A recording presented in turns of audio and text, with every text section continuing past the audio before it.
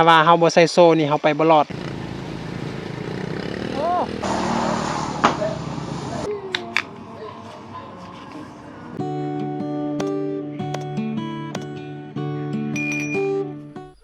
เอา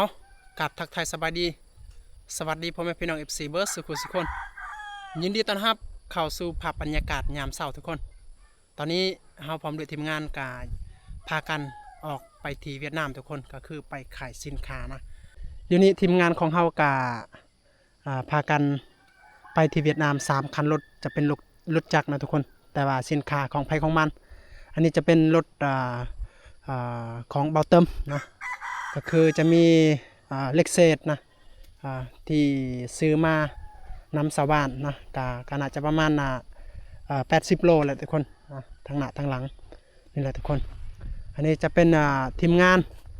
อันนี้แม่นยังนี่เปลือกยังบงแห้งบ่ดิบเปลือกยังบงแห้งรวมทั้งหมดจักกิโลอันนี้70บอกคันนี้คันพุ่นเด้อ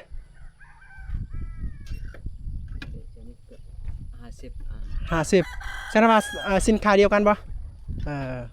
แหละไปซื้อน้ำมันพร้อมเนาะนี่แหละทุกคนอันนี้จะทีมงานของเราได้เฮากะไปสวนน้ำกันแหละทุกคนเฮากะบ้านตังกวนกับเจ้ากับบ้านตะลุงกลางนะนี่บ่ฮู้ว่าในการเดินทางนะรอบนี้นะทุกคนที่ว่าจะเป็นอะไรกันยังบ่ฮู้เพราะว่าบรรยากาศกะฝ่าลังฝนมื้อวานนี้และมื้อนี้แหละทุกคนล่ะฝ่าลังฝนและเส้นทางกะตอนเข้าไปที่เวียดนามนี่เส้นทางครึ่งนึงจะเป็นดินแดงนะและเราอยากอัปเดตบรรยากาศในการเดินทางให้พ่อแม่พี่น้องและ FC ได้เบิ่งได้ชมนะสำหรับมื้อนี้นะทุกคนโอเคทุกคนภาพบรรยากาศเป็นอะไรก็ให้พ่อแม่พี่น้องและ FC ติดตามไปนำกัน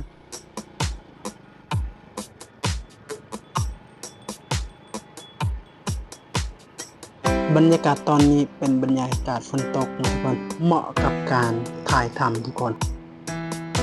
ตอนนี้เรากำลังอยู่ที่ครัวห้วยโตรชตอนครัวที่ยังบ่ทันมีชาวบ้านเขาเจ้าได้เงินได้เพราะว่าเวลาการไปเราต้องข้ามแพของเขาเจ้า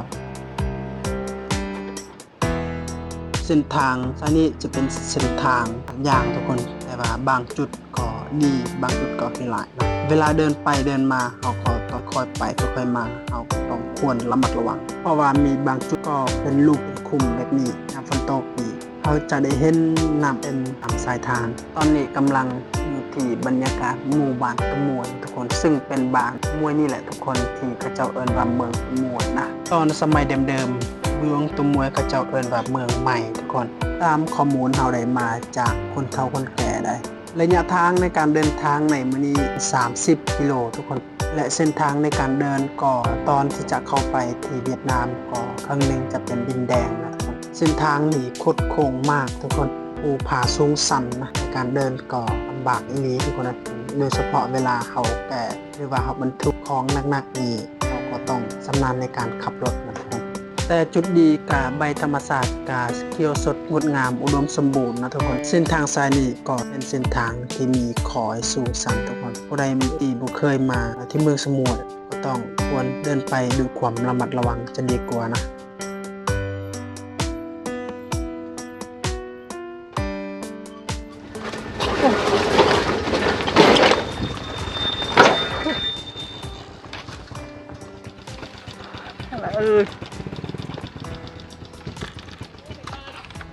ว้าวถือกลมแล้วทุกคนเลยมาแต่ละนี่ป้าเอาแล้วกูเตี้ยหรอวะ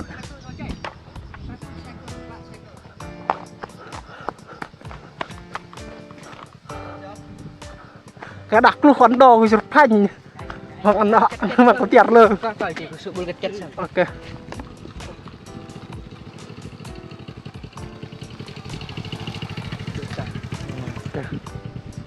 นี่ปัญหาแล้ววันนี้ฮะกูบอกกับมันล่าจันกุนกลุ่มฉันเนาะโอเคทุกคนตอนนี้ทีมงานของเฮาฮากาฮอดห้วยตะเรียบนะทุกคนนะก็เริ่มเข้าสู่เส้นทางดินแดงทุกคนก็ซึ่งจะเป็นเส้นทางที่ยากมากนะทุกคนในเวลาฝนตกนะ ถ้าว่าเฮาบ่ใส่โซ่นี่เฮาไปบ่รอดเพราะว่ามันมึนนะเนี่ยก็ต้องใส่แบบนี้แหละทุกคนเป็นเอาได้โอ้เท่าไรล่ะซื้อโซ่นี่มันแหละเปลกอะมันตัดเนาะหรือเปล่าฮะตะบอมไม่ตะบอมโอ้โหเก่งจังวะนี่เขาจะเฮ็ดเองเริ่มเข้าสู่เส้นทางดินแดงทุกคนชมบรรยากาศในการเดินทางเส้นทางดินแดงใกล้จะเข้าไปชายแดนระหว่างลาวกับเวียดนามทุกคนเดี๋ยวนี้เฮาก็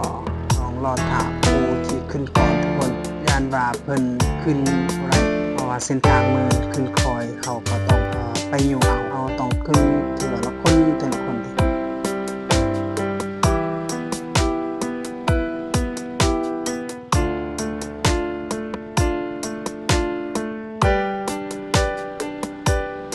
ตอนนี้เริ่มฮอตคิวของเราทุกคนจะลองขึ้นไปเบิ่งว่ายางของเราเป็นยางบุกได้โอ้เป็นไดเซอร์ทุกคนเพราะว่ายังบ่ทันมีรถใหญ่ไปแล้วแต่ถ้าว่ามีรถใหญ่ไปเนี่ยทุกคนทั้งว่าตีนบุกก็ขึ้นบ่ได้นะเพราะว่ามันติดต่มในยางของเฮานะบางรถทีมงานของเฮานี่เท่าขาซ้ายขวาอะไรแบบนี้เนาะนี่แหละที่เฮาบ่ได้ใช้โซ่ประมาณนี้เลยคนทางตรงแบบสวมนี่นะฝนตกนี่ก็ประมาณ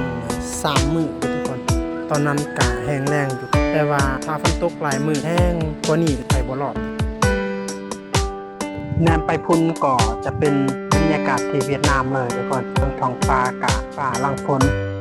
โอเคตอนนี้ทีมงานของเราหากะฮอดเส้นทางดีแล้วทุกคนก็คืออันนี้จะเป็นเส้นทางเบตงแต่ว่าเขาเจ้ากะลงไปล้างรถก่อนนะเพราะว่ามันขี้ต้มหลายโอ้โหซองเทือล่มเลยทุกคนนะเพราะว่าใส่ของหนักแน่แหละเส้นทางกะมันยากเลยซองเทือล่มทุกคนนะอันนี้เข้าสู่ขอบเขตเวียดนามเลยได้กะเส้นทางดีนะอันนี้เป็นเส้นทางที่เขาเจ้าไปให้ไปส่วนเลยนี่เห็นปะจ้า มันก็ช่วยยัน ไปก็เราจะไม่แบ่งให้ จะมากระโทรเรียกอันทำไมเวลาเราออกไปที่เวียดนามทุกคนเราต้องใส่กันน็อกได้กันน็อกน้อยหรือกันน็อกใหญ่เราก็ต้องเป็นต้องใส่ถ้าว่าเราบ่ใส่เจ้าหน้าที่เขาใหม่แน่ๆเลยอย่างน้อยก็ต้องมาว่ากันน็อกน้อยก็ตามอย่างน้อยเราต้องใส่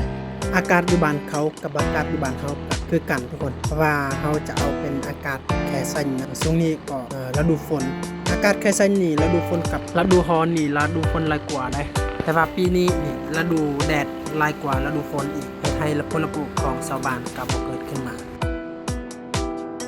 เดี๋ยวนี้ก็ใกล้จะฮอดที่เฮาขายสินค้าของเฮาทุกคนก็คือขายเล็กเศษนะเพราะว่าส่วนหลายที่เฮาได้สินค้ามาเฮามักลงไปขายที่เวียดนามนี่แหละทุกคนเพราะว่าสินค้าทุกอย่างแม่นเฮาออกไปขายอยู่ที่เวียดนามนี่แหละไม่ว่าจะเป็นเปลือกไม้บ่งบอหรือว่าสินค้าดอกแคมประมาณนี้แหละทุกคนโอเคทุกคนตอนนี้เฮาฮอดเฮือนแม่ค้าสาวเวียดนามนะทุกคนที่เฮาอยากขายเหล็กนะบางอย่างเฮาคิดว่าเฮาจะลงไปที่ตันล่องทุกคนหรือว่าใครใส่กับประมาณนี้แต่ว่าเนื่องจากว่าอยู่นี่เขาเจ้าซื้อกับที่กันนะก็เลยเฮากะหรือว่าลุดลื่นกับประมาณ1,000หรือว่า 2,000 กับประมาณนี้แหละเฮากะแต่นี่ไปหาจุดนั้นก็น่าจะประมาณนะยังอีก20 กิโลหรือว่า30ประมาณนี้ก็มันไกลเติบเลยเฮากะการลงไปก็เลยก็สินค้านี่ก็อยู่นี่นะ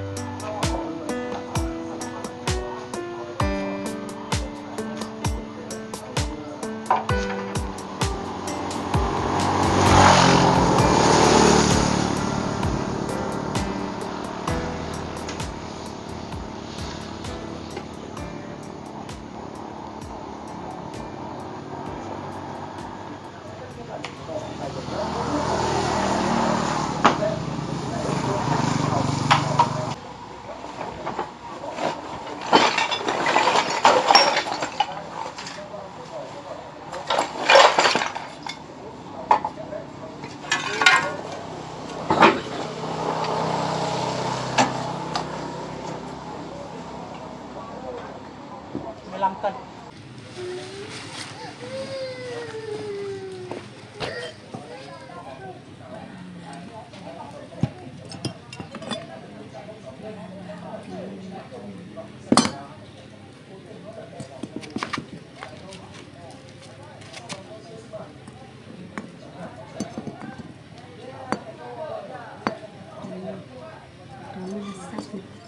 vòng bí này là sắc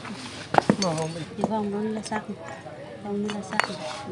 mấy cái vòng nhỏ nhỏ đấy là sắc vòng ngoài đấy là nhôm cái vòng đó là sắc ok đấy dạ đó để lần sau mà biết mà mua để mà trưa chết để mua mà luộc để mua mà luộc lần sau mua mà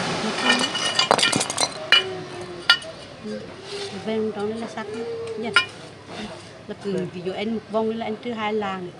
múa là để cho biết á một vòng đây là 2 làng ok biết đây là 2 làng cái vòng đây là 2 làng trừ một cái 2 là sắc này thế để anh mua lỗ ý là em nói để mà lần sau về biết mà múa ok là 3 cái 6 làng cái đi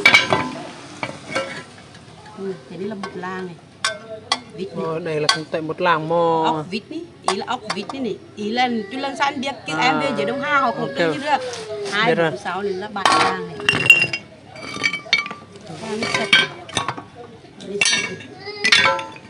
cái đi là trừ 4 làng một cái này nên nhớ để lần sau về mua này em nói cho anh lần sau anh mua cái lỗ ok ok 2 cái 8 làng cái mút sạch là hình sạch đấy không cái mút không sạch là tự nhiên cứ mua để mà biết mà trừ nó lỗ อันนี้เพิ่นแนะนำให้เวลาเฮาซื้อทุกคนเพราะว่าเวลาเฮาซื้อเฮาก็ต้องซื้อให้มันละเอียดให้มันถึกต้องนะ ดูตา เพราะว่าถ้าเฮาซื้อมันเฮาบ่สังเกตดีๆกะเวลาเฮาซื้อกะเฮาเองเป็นผู้อันนั้นนะก็เลยเพิ่นก็แนะนำให้เฮานะกะดีอันนี้เป็นบทเรียนหนึงที่เฮาก็ได้มานะ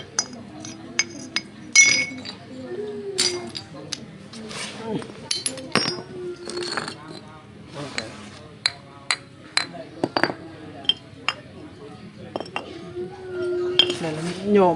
ในจักในสัตว์อะไรจักในสัตว์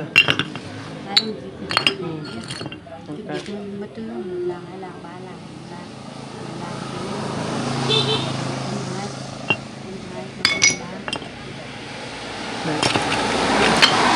ไม่ từ một cân dưới này โอเค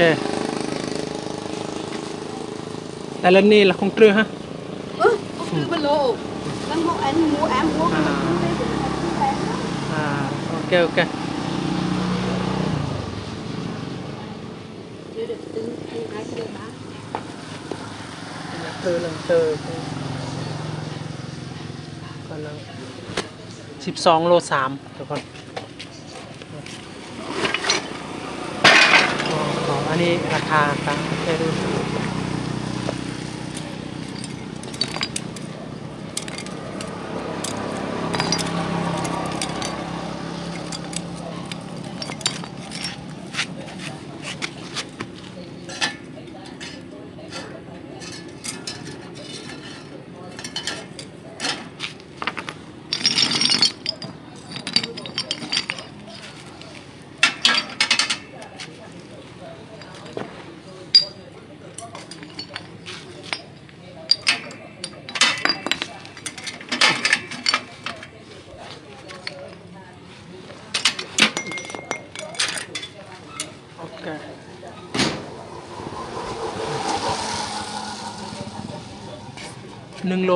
1 โล 8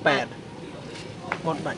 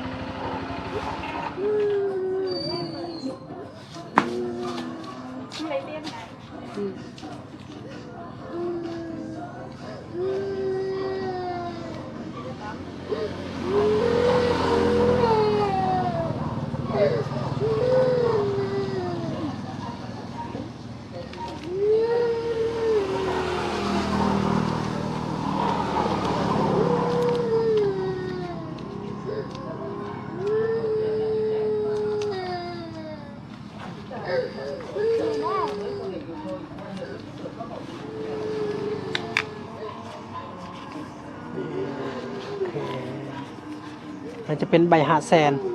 ะใบ200,000ใบ50,000โอเคเท่าไหร่มัน24,000 โอเคเจ้าล้วนนะโอเคเพิ่นให้6,000นะเพิ่นให้โอเคนี่แหละทุกคนเริ่มทำครับบอลเหนือหมวกกี่ไหมบางงิน bón nữa vì thế mà tôn nó dụng nhau ต้นchung nhau tôn mọc cái này cũng 1.000 thôi cái này rẻ nhất cái này rẻ nhất bòn nhật mua không hết bòn nhật con nhật nè rẻ hơn nữa bòn nhật mấy con nhật là 2.000 bòn nước ngọt thì 3.000 แต่ว่า tôn mọc là 3.000 đúng nhau ต้นนั่นแหละของ 3.000 โอเคทุกคนอันนี้เฮากะกำลังทำสินค้าที่เพิ่นซื้อนะอันนี้เพิ่นซื้อกะโล1,100นะแต่ว่าตุกน้ำหวานนี่นะทุกคนอันนี้ตุกนี้เต็มนี่ตุกอันนี้เพิ่นซื้อ 3,000 เงินดงได้ 3,000 กับสังกะสีนี่ก็คือกันโล 3,000 แต่ว่าตุกน้ำมันเครื่องนี่เพิ่นจะซื้อถึกกว่าก็คือ 2,000 ได้เอาทุกคนกาสำหรับอีพีนี้กับว่ากาเฮาก็ได้เฮ็ดภารกิจให้แก่พ่อแม่พี่น้องใน FC ที่กำลังติดตามและรับชมนะก็คือได้อัปเดตบรรยากาศในการเดินทางมาให้แก่พี่น้องได้เบิ่งได้ชมก็คือเส้นทางกายากช่วงนี้เพราะว่าฝนตกทุกคนเฮาบ่ฮู้ว่ากลับจังได๋จะเป็นอะไรก็ยังบ่ฮู้นะทุกคนก็ยังโอเคอยู่เพราะว่าเฮาบ่ได้บรรทุกน้ำหนักนะแต่ว่าตอนเฮามาบางอย่างก็โอ้ยลม2เทื่อเลยทุกคนนะสำหรับอีพีนี้ก็หวังว่าเราได้แบ่งปันความสุขในการเดินทางไปสู่ประเทศเวียดนามนะหรือว่าบรรยากาศที่สวยงามกับประมาณนี้แหละทุกคนลาพี่น้องไปก่อนมีแต่ไว้เจออีพีต่อไปนะบ๊ายบายทุกคน